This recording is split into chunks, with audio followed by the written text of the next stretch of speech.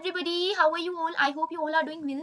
सो आज का जो हमारा सेशन है वो लिटरेचर स्टूडेंट्स से रिलेटेड है, या जो भी पर्सन लिटरेचर को थोड़ा बहुत पढ़ता है उनके लिए है। ओके। और जनरल इन्फॉर्मेशन आप इसको नेट के पर्सपेक्टिव से भी देख सकते हो कि आपसे पूछा जा सकता है, या किसी भी जहाँ पे भी आपका लिटरेचर प्रिस्क्राइब है उनके लिए जो ये सेशन है मोस्ट इंपॉर्टेंट है।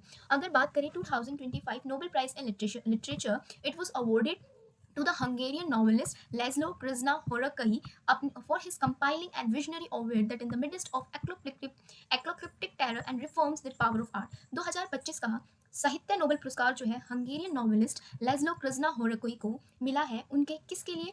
उन्होंने जो इस दुनिया के अंदर जो आतंक चल रहा है, सब कुछ जो तबाह हो रहा है, उसके अंदर जो आर्ट है, लिटरेचर है, उसकी खूबसूरती, उसकी शक्ति के बारे में और दूरदृष्टि के बारे में इन्होंने बहुत अच्छे अच्छे अपने विचार प्रकट किए हैं। इस आतंक की दुनिया में आप हिंदी में भी पढ़ सकते हो, जो सर्वनाशकारी आतंक की दुनिया है, इसके बीच कला की शक्ति को पुष्टि करती है, उसके लिए इनको नोबेल प्राइज इन लिटरेचर मिला है। लेज़लो कृष्णा होरकोई की बात करें तो उनका जन्म 1994 में हुआ था। वो हंगेरियन नॉवेलिस्ट हैं, स्क्रीन राइटर भी है। वो जाने जाते हैं अपने डेंस फिलोसफिकल प्रोज और एक्लोप्टिक विजन ऑफ मॉडर्न लाइफ। अब आपके पास एक ही वर्ड है, इसके बारे में भी एक्लोप्टिक, अगर मैं इसको मिस प्रोनाउंस करूँ सो सॉरी फॉर दैट, इसके बारे में भी जानना बहुत जरूरी है। एक्लोप्टिक मतलब है कि एक ये जॉनरा है लिटरेचर के अंदर जो प्रोफेटिक नैरेटिव मतलब कि जो आगे क्या होने वाला है उसके बारे में जो नैरेटिव्स हैं उनके बारे में बताता है। ये कैसे दुनिया तबाह हो जाएगी, कैसे सब कुछ खत्म हो जाएगा, सुपरनेचुरल एलिमेंट्स के बारे में, अहिंसा के बारे में, हिंसा के बारे में, कैसे सुपरनेचुरल क्राइसिस दिखाए जाते हैं और फाइनल रेजोल्यूशन क्या है, इसका ये मतलब होता है। ओके, सो इन सब के लिए जाने जाते हैं।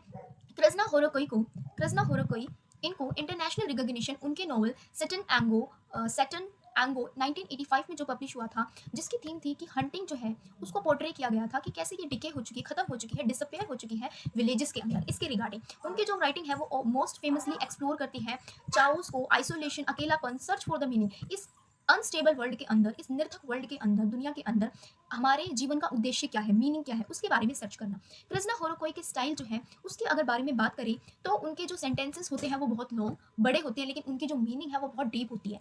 उन्होंने जो ये रेपुटेशन अर्न करी है यूरोप की मोस्ट चैलेंजिंग और विजनरी कंटेम्प्रेरी राइटर्स में से उनको इंक्लूड किया जाता है। कृष्णा होरोकोई जो है वो जाने जाते हैं अपने डिफिकल्ट, मुश्किल और डिमांडिंग नॉवेल्स के लिए, ठीक है। और उनको उनके नॉवेल्स को ज़्यादातर पोस्ट मॉडर्न या जो कि उनके थीम्स जो एक्सप्लोर करते हैं डायस्टोपियन या मेलनकॉलिक थीम, जिसके अंदर उदासी दिखाई जाती है। डायस्टोपियन का मतलब है, डायस्टोपियन नोवेल का मतलब है जहाँ पर सब कुछ खत्म हो, बिल्कुल खत्म हो चुका हो, दुनिया तबाह हो चुकी हो। As you all know, utopian का मतलब होता है जहाँ पर सब कुछ अच्छा हो, और डायस्टोपियन का वही मतलब है कि जहाँ पे कुछ भी अच्छा ना हो। तो उनके बारे में मोस्टली ये लिखती थी, ठीक है।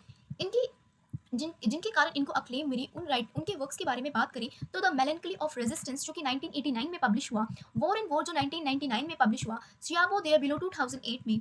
His other works are Destructions and the Sorrow Beneath the Heavens, Maren Wankham Homecoming, Chasing Homer जो कि एक नोवेला है 2019 में, The Last Wolf and honours and awards की बात करूँ तो इनको बहुत सारे पुरस्कारों से सम्मानित किया गया है, लेकिन मैं इसमें मोस्टली बस जो इंपॉर्टेंट है या वही उनके बारे में, वैसे तो सब कुछ इंपॉर्टेंट है लेकिन फिर भी मुझको थोड़ा बहुत तो मेंशन करना ही था, तो मैंने ये जो मोस्ट इंपॉर्टेंट मुझे लगे वो मैंने मेंशन की है।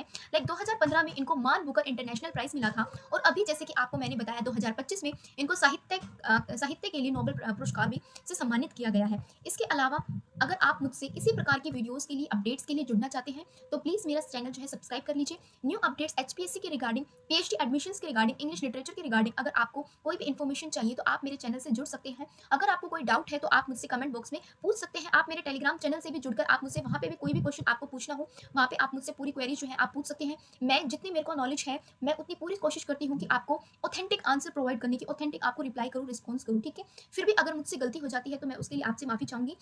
एज यू ऑल नो कि हम इंडियन थोड़ा प्रोनाउंसिएशन में थोड़ा डाउन होते हैं, ठीक है। तो अगर मेरी मिस प्रोनाउंस किया है मैंने किसी भी वर्ड को तो उसके लिए भी मैं आपको सॉरी बोलती हूँ, ओके। ऐसे ही वीडियोस के लिए आप मुझसे जुड़े रहें, ठीक है। Thanks for watching guys, bye bye, take care.